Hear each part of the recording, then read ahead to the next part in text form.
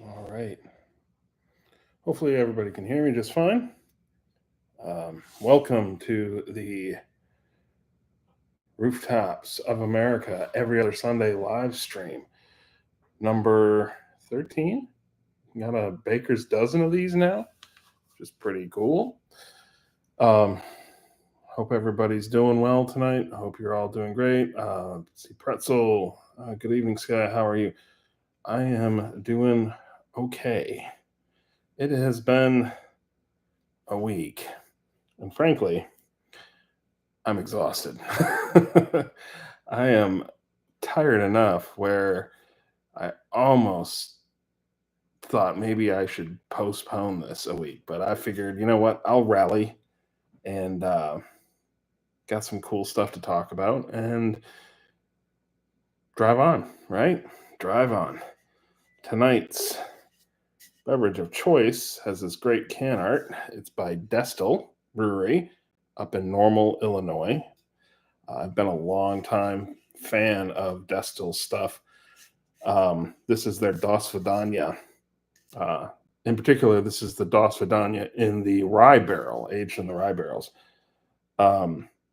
This is a big beer. Russian style, Imperial Stout, 13.6. Dark as night. Since we're almost out of summer, and we're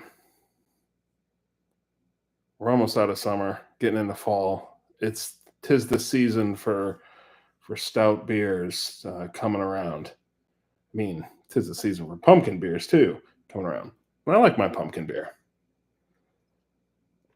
Not everybody's a fan of that style, but I've always enjoyed it.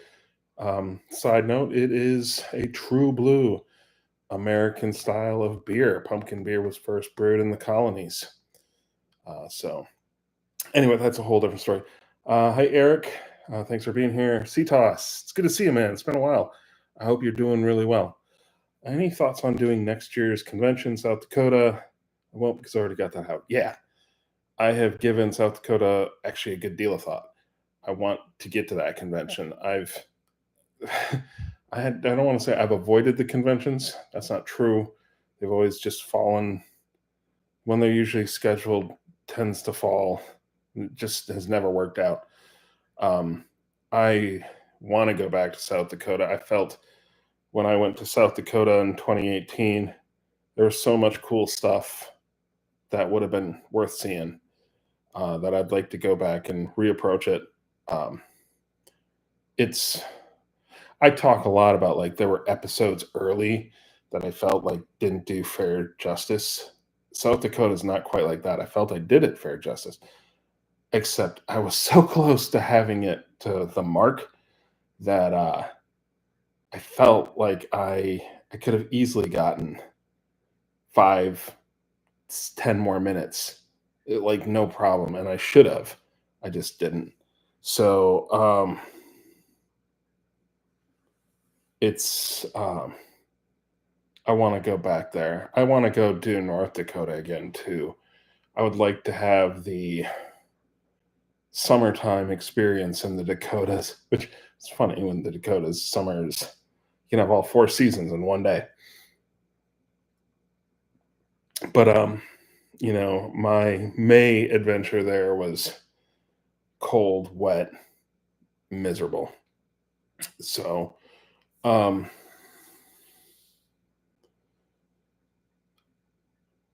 yeah. So who's supposed to be the host?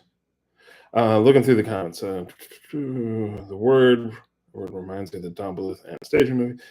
I feel that's one of the At this last one, they were mentioning that the host has been MIA. Multiple people have tried calling them, but the host hasn't answered. I'd love to know who the host was. What do we have on the docket for tonight? Well, I'm wearing my Arizona shirt because that actually was the big thing that happened then since the last 2 weeks I spoke to you. High performing business relationship manager training is also a big thing, but I don't think you guys have any interest in that. If you do, happy to talk about that training. but it probably will not be as interesting as the Western adventure that we had. So I will go with the Western adventure, and then we can go back to business relationship manager training if we all desire to talk about it. So Arizona, flew out to, so got up Wednesday morning. That would have been the 6th, Wednesday the 6th. Flew out to Salt Lake City, of all things, to finish the work we had to do there. Surprisingly, more than I thought. We still had to shoot. Like, I'd gotten in my head that we only had a few lines. The truth was, we actually had a lot. So, fly into Salt Lake City, get there, get my rental car, immediately drive to the east. I don't go all the way back out to Ashley. I went to Wasatch, a national forest, and I drove up to the Bald Mountain Trailhead, which, if you ever get a chance, it's a really pretty area. There's some high alpine lakes up there, and it is gorgeous. It was really pretty. Got there so fast after landing that when I got out of the car, I could feel it. Like, when I stood up, I was like, whoa. Because the Bald Mountain Trailhead, I think, is at like 10,500 feet to go up Bald Mountain. It was just, I mean, you could feel it. And I filmed the rest of the Utah stuff in that area. And it was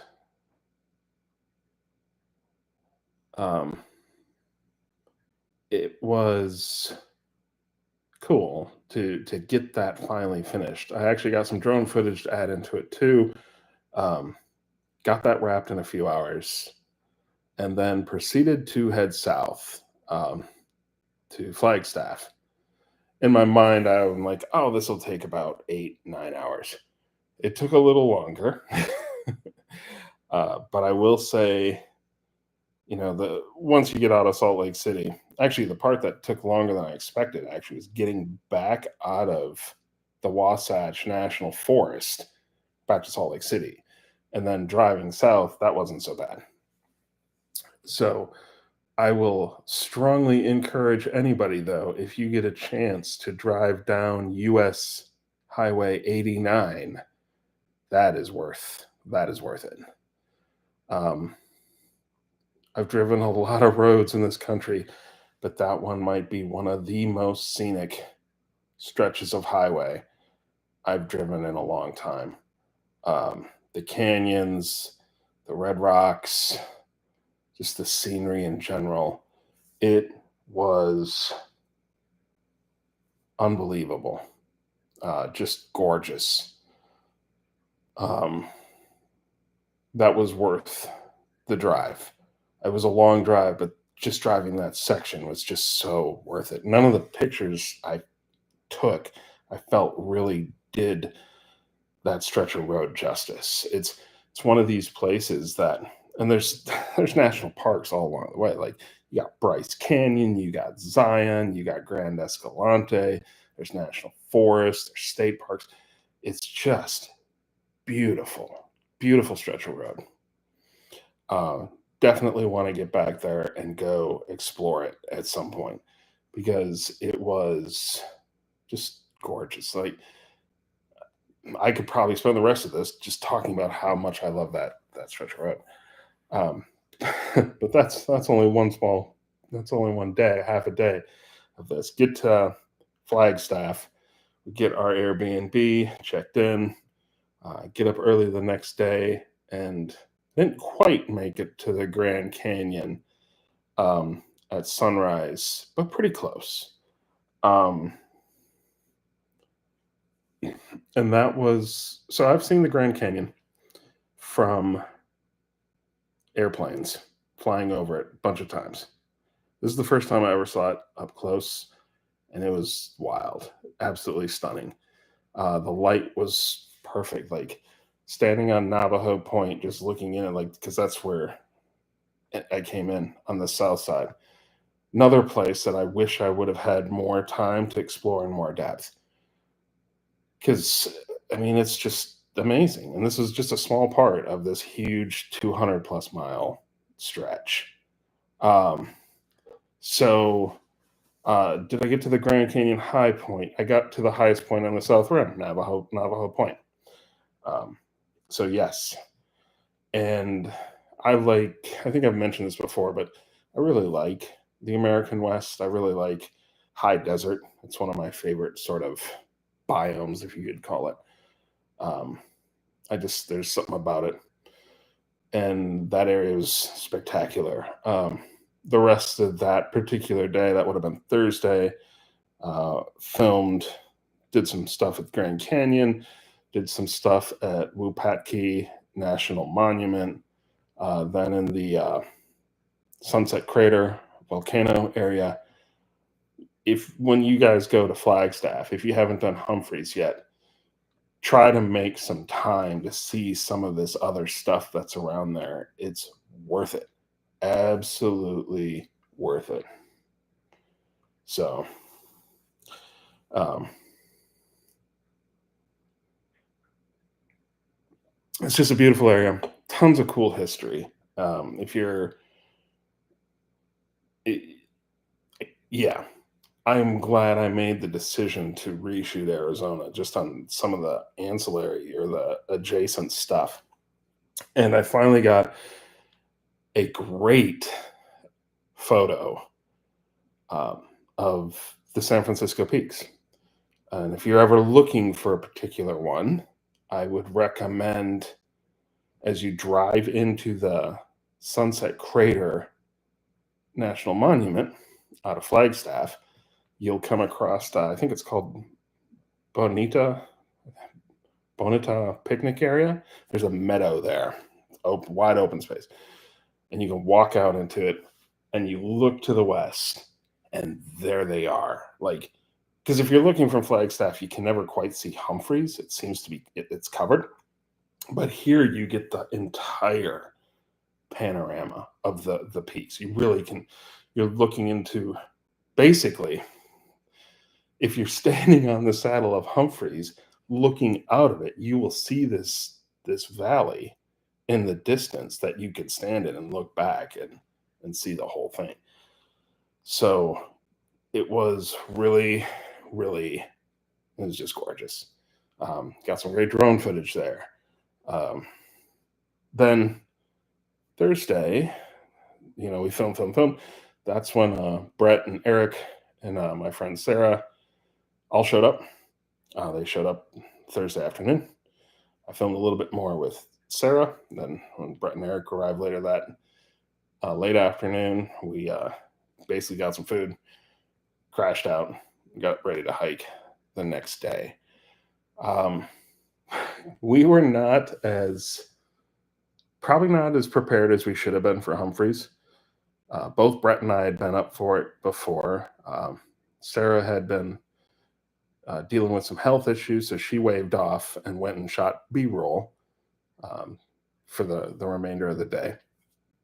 And then we stepped off at 3:20 in the morning. Surprisingly, not the first person to head up that morning. There had actually already been another individual that had head up. Now, Sarah is my friend from Phoenix. She's I've known her for 25, 26 years now. Oh, no worries. No apologies necessary. So we had hiked up. Brett, Eric, and I hiked up. It took us longer than we expected to. Like, we stepped off at 3:20. We got to the top around 9 o'clock. We spent a decent, probably a good 30 minutes in the saddle. I had a slight, clearly the days and the altitude caught up to me. So there's this picture This is where my Marine Corps Army training came in handy. We get to the saddle, and the sun's starting to creep up. And there's this picture of me just huddled in, head down, power napping. Um, I felt a little nauseous, but it wasn't altitude sickness. It was just, I needed more calories. So after a little bit of food, a little bit of water, no problem. Back on the trail, heading up. Um, I There were parts. It had been 7 years since I've been on Humphreys, but there were parts of the trail that I'm like, I felt like Gandalf in the Fellowship of the Rings. I'm like, I've got no recollection of this. I don't recall this part right here. Um, One thing did stick with me though. That last mile from the saddle to the top, that's still it's still a long mile. It still feels like a long mile. Um, Beautiful day up on the summit. Um, we had great views. Um, when we got up there, we were the only ones. The person that had been up there earlier, we actually saw coming down when we were heading up. And but we were joined soon by other folks fairly quickly. And then we stayed up there about a half hour, filmed what we needed to film. Took pictures and um, chilled out, ate, and then headed back down. Um, we were off the trail by about 1, but we weren't. When we were going down, we didn't go down fast. We I shamelessly stopped and plugged the the series to anybody who talked to me, so that took us probably more time than I'd like to fess up to. So, but it was overall, I'll say this: we weren't as prepared as we probably could have been. I think we could have easily been up faster if we just would have been in better condition. But hands down, after having done the other, like a decent amount of the Western Peaks, the point stands. Humphreys really is the easiest of the Western Peaks. Um, how you want it. In some ways, you could make an argument that Texas, that peak is so far west, maybe it's a Western peak, but I know they usually classify it in the plains and that, but or the South. But that one you could say is easier if you were going to go that route. But if you're doing anything over any of the 10K and above, I would say, like, now that I've got doing it again, nah, Humphreys is by far the easiest of the Western Peaks. It was a great day. Um, by the time we actually got to the car and were enjoying a tasty beverage, the rain was full on. Like, it was storming on the peak. We could hear the thunder when we were walking across the um, open ski area. Like, it had started thundering. So I feel for the people that were up there. Hopefully they, got off quick. People have died on Humphreys because of that. So let's look at the comments. So I got that. Broadcasting stream on TV. I wasn't able to type anything on my phone. I'm curious. Are you still working on South Dakota? There is a video for South Dakota. There's one already out there, and I like it. It's a good one. It's 18 minutes. It's solid. I like that effort a lot. I really enjoyed shooting that one. I just think I can make it better. To answer that question, which 10K high point would you say these? Humphreys, hands down. Grand Canyon High Point. Yeah, I got to the highest point on the south rim, Navajo Point. So if the Grand Canyon High Point is on the north rim, I didn't get that. So I have had altitude sickness. Can in and of itself be deadly. I want to say I'm not a medical person by any means to comment, but I want to say there's a chance it can exacerbate other conditions. it's something to be treated seriously. Like if you get it, um, and it comes on severe, by all means, don't keep pushing on. Descend back. A mountain will keep. It's better to be safe than sorry. So I had it in Nevada. Um, it really came on strong, 50 feet from the summit. Um, and I managed to rally to get up there, shoot what we needed to shoot. But that Nevada was I think one of the shortest times I've ever been on a summit, mainly because I didn't want to screw around with that. And by the time I had gotten back on boundary back to, you go up this ascent up the scree field and get to ledge, and then you go across all the rocks. By the time I got back to that first part to go back, it had waved off. Yeah, so there you go. It can be deadly if it does on high altitude or high altitude. Yeah, you don't want to mess with it. Does Humphreys typically have afternoon storms most days? I do know in the latter and the summer months, especially when it's sort of quote unquote monsoon season out there will be storms that blow in. And you can see it. It's the same sort of thing that you see with Mount Washington in New Hampshire. The San Francisco Peaks, that's easily the tallest thing around. So it's just a collection point. So the weather is drawn into it. So is your next high point Hood next year? My next new high point will be Hood, I believe, in May. Brett and I talked a bit about it.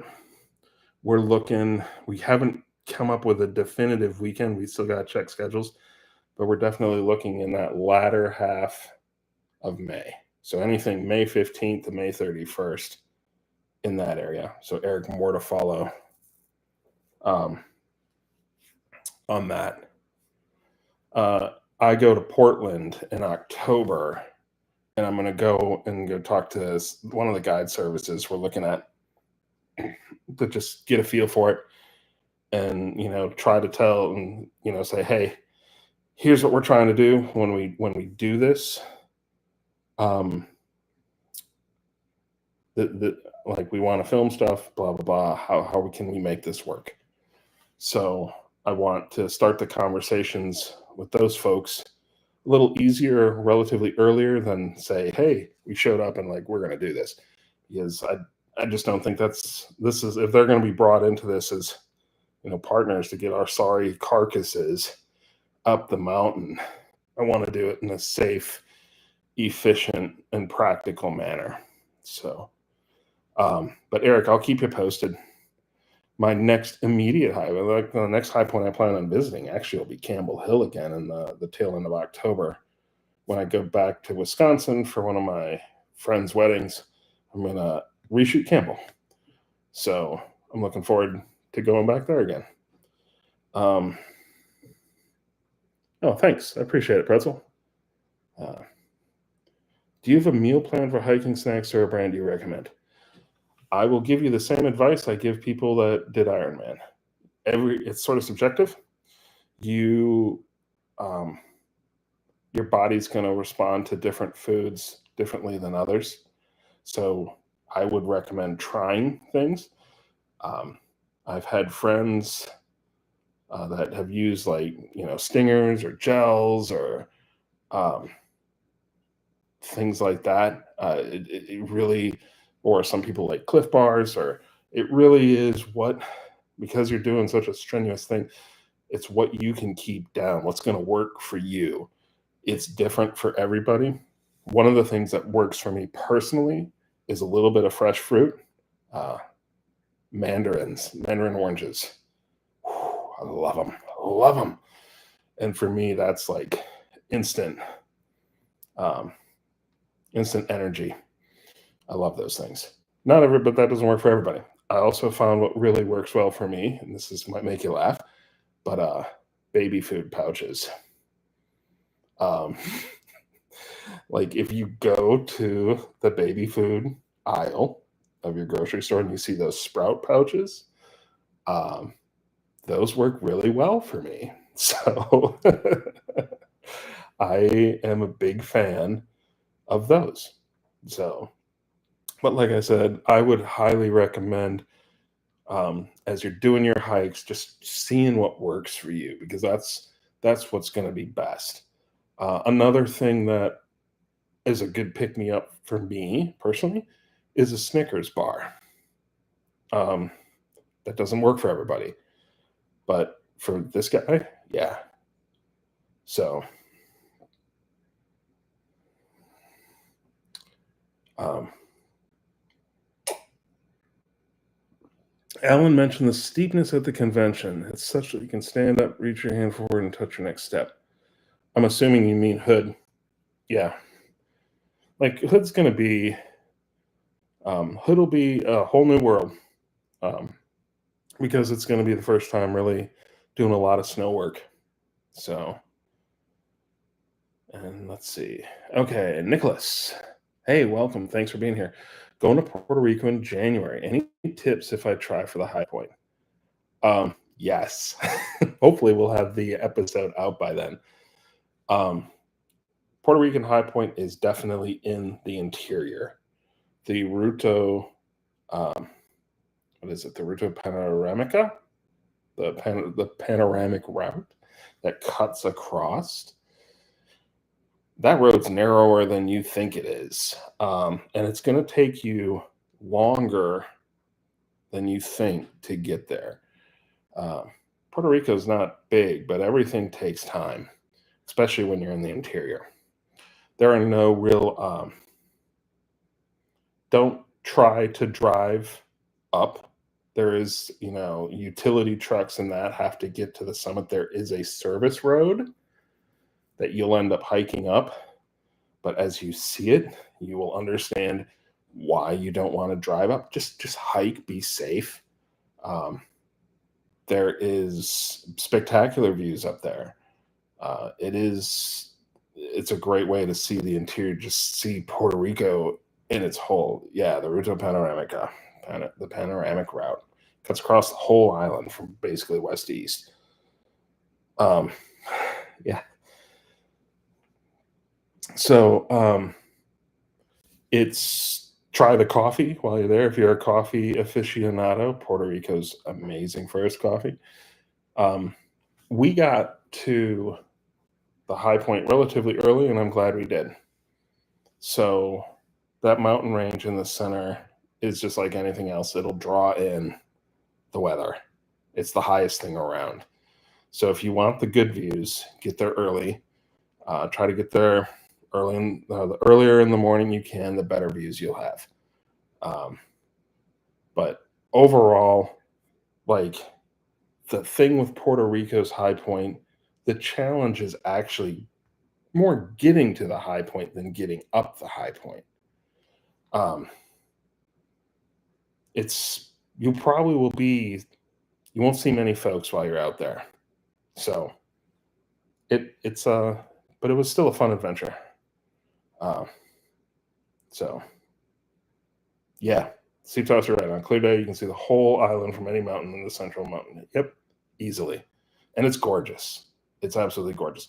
When you're standing on that, you can see all the way like the Caribbean in the south. You can see the Gulf in the north, basically, or the Atlantic, whatever.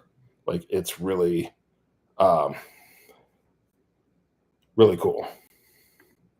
So, I would highly recommend like giving it a shot. If you have more time in the interior, there are, and you like Native history, there is a ball court, ceremonial ball courts in, I think it's Jaiua. I might be saying it wrong. I probably am saying it wrong. But I would recommend checking that out too, because that was really cool to get that a bit of that Taino culture. And, it's unlike other things you will find. So, It's really cool. All right. Let's see. Yeah, Snickers improves your mood according to the commercial. It actually does for me in general. Snickers became way back when I did Iron Man. It was one of my little treats to myself um, after big bicycle days or big run days. Um, so it was always an easy pick me up. That and a can of ice cold Coca Cola. So got to get that sugar rush. Yeah, watch out for the motorcyclists, ATVs, many of them months. Yes, watch out for drivers coming around those many curves a lot faster than you think they should be. Um, so the route it was in decent shape when I was there, but it has had its share of mudslides and other things over the years. So um, check before you go is a good route or a good thing for Puerto Rican interior. All right, on a clear.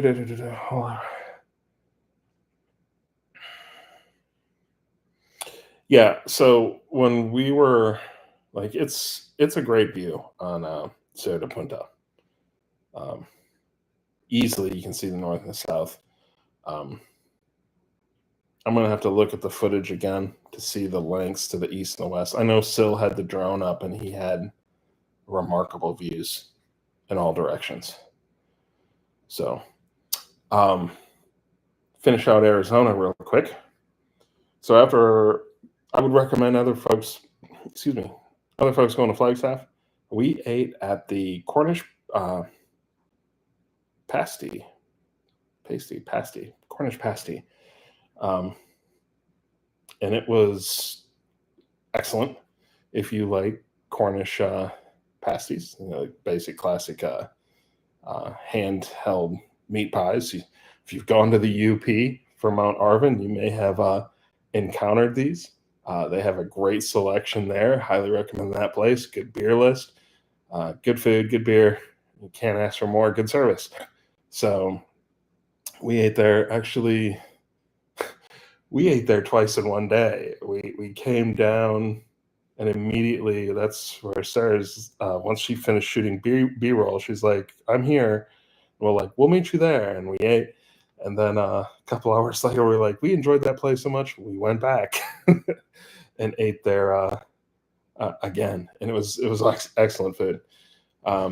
Breakfast the next day at I can't remember the name of the place, but they had an excellent breakfast burrito, and it was wonderful. Um, Finished shooting the the following day after climbing that Saturday. We shot at Walnut Canyon. We shot at Oak Creek Canyon. We shot a little bit outside Lowell Observatory. If you're looking for a great view of Flagstaff, if you want to get a fun panoramic view, if you drive up Lowell Observatory on Mars Hill, there's a nice area you can look right out and see the whole city right before you. Really cool. And then we headed out to Phoenix, and it was eye-opening. I've been to Phoenix a bunch of times, but this time, I think this is the hottest I've ever had in Phoenix.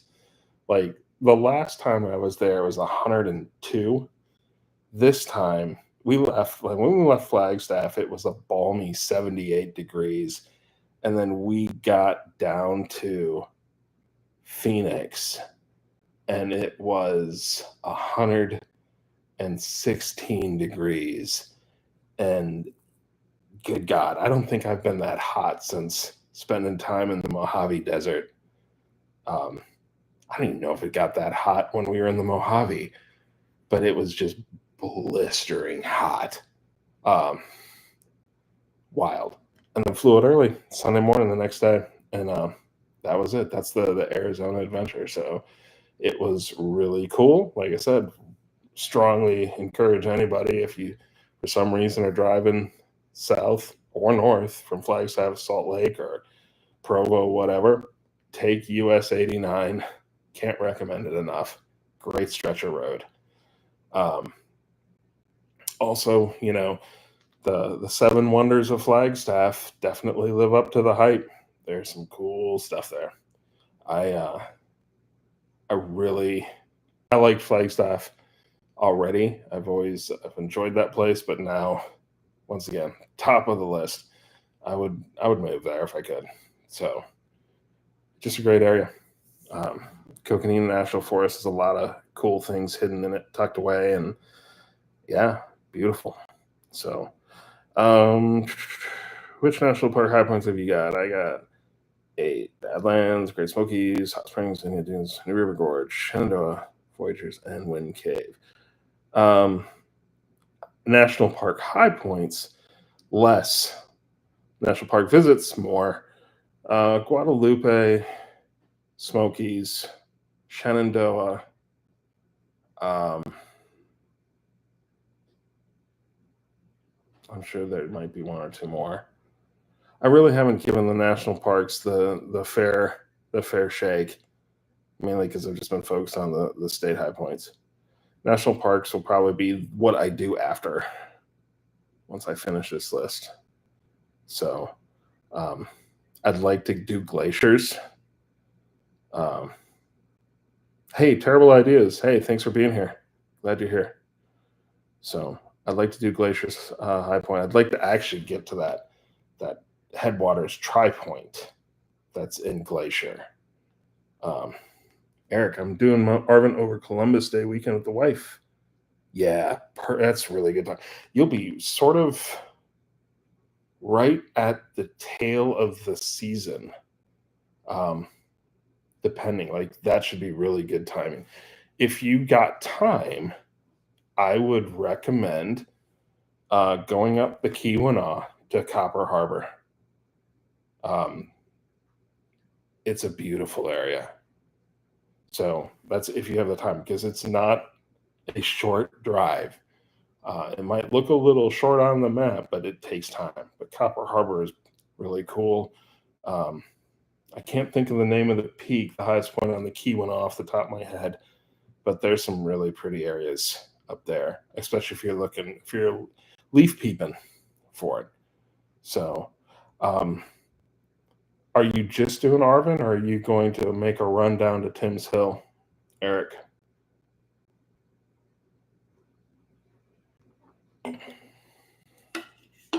Because if you make a run down through Tim's Hill, you might drive right through, right past where my sister lives in good old Minocqua, Woodruff area.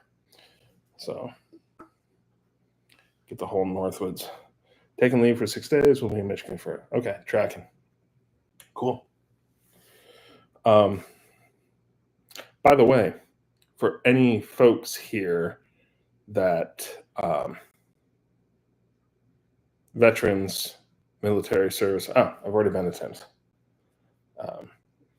Any military veterans stuff, like go make sure, if you don't already have it, make sure you get your national park lifetime pass. And it paid huge dividends for Brett, myself, and Eric while we were out in Flagstaff to stop in all those national monuments. So that was worth it just to have that card. Why can't I think of that? America the Beautiful? Anyway, yeah, totally worth it. Totally worth it. So if you have veterans in your families, encourage them to get it. So I went to the Keweenaw National. It was my favorite Keweenaw experience is actually bicycling out of Houghton and then riding the bicycle all the way up to Copper Harbor and then back. It was about 106 miles. It was my first century on a bicycle. So first time over 100 miles of riding in a day. It was great. It was awesome. By the late afternoon, early evening, we were still riding, and that wind blowing off Lake Superior, we actually had to use the old trick of stuffing newspapers in our jerseys to keep us warm because it was getting a bit chilly. This would have been in the tail end of us September. So man, I've talked a lot. It's 9:10 already.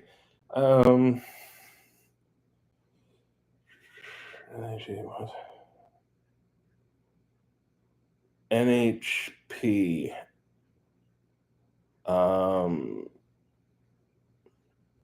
What's you spell it out for me because I'm not picking up what you're putting in.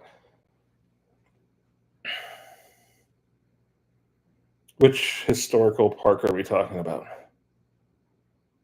Are you talking about the Keweenaw one?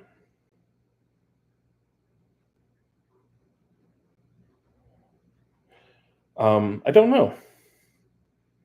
If it's a historical park, that's different. There's a slightly different set of parameters to create those than it is for, say, a one of the larger national parks. Just like the national military historic sites, different set of parameters, different set of rules to lead to the establishment of that. So most likely, if I was going to guess, knowing what I know about the Keweenaw, that historical park exists because of the copper mining industry that was there at one point. That would be my first guess. That is a complete guess right now. I have no other information. I have to dig into it. But that's the history of the Keweenaw really is tied very strongly with copper mining. So at one point, that particular area was producing almost all the copper. It was the number one producer of copper in the United States, particularly in the latter half of the 19th century. So that would be my guess. Any other questions, comments about Arizona? Things coming up. I mentioned Campbell Hill. The biggest thing, though, that you guys might be interested that's coming up is I have finished my list of filming that started like in the middle of July and has carried through till now the middle of September. So these last 2 months, I have several hundred gigs worth of footage shot that I now have to go through and edit. So expect to see episodes coming out October 1st, November, like on a regular basis now. I've got everything. I got to edit the hell out of it, and but now I have the footage. So thanks for bearing or tolerating my ridiculous film sessions for the last 2 months, just knocking this stuff out. So it's been hectic. I'm glad it's over, but at the same time, it's been one of the most productive high point summers I've had in a long time. Recapping it, refilmed South Carolina, refilmed Michigan, filmed New Hampshire, filmed Arizona. So that was 4. And that was literally from the tail end of July till now. So it's been wild. A lot of traveling, and a lot of country scene. But and filmed the tail end. Finally filmed the tail end of Utah. So it's been a lot of stuff. But now we got it. We got it in the can. So expect to see more. Expect to see new stuff coming out, and I'm excited to bring it out. So it is 9:14. It's usually when we wrap, or quarter after. New Hampshire episode actually will come out very soon. Did I go to Sarah de Punta? Yes, I did. February. And we've been working on that episode. The reason you haven't seen that one out is because Syl and I want that one to be something cool. We want that to be a showcase episode to potentially get more money for the series to make it something potentially bigger. So I'm excited to get the New Hampshire episode out the door too. That was a fun one. I really enjoyed that area. I enjoyed all these areas. I say, I it's sometimes hard. Like I get stupidly excited about Iuka, Mississippi. Whittle Mountains, it could use some work, but for me, I love it. I just love it. Um, it's just cool to see every single weird part of America. And I think high pointing does that best. So, anyway, on that note, yeah, thanks to everybody for being here. I really appreciate it. I hope you guys have a great rest of the night. And if I film the summer and winter set, yeah, it would be awesome. I cheated. I don't want to say I cheated on New Hampshire. I exploited the many ways you could get to the top of New Hampshire. But I do want to do the winter episode of Charles Mound. So I've wanted to refilm Charles Mound numerous times, but I do find the fact that you can go in the winter now funny and awesome all in one thing. So yes, trying not to slide off the road. That drive from Scales Mound to the farm is treacherous. There's several curves. So anyway, on that note, guys, thanks for being here. I'll see you guys in 2 weeks. And yeah, I don't know what I'll be talking about in 2 weeks, but it should be great. Once again, later, guys. Have a good night.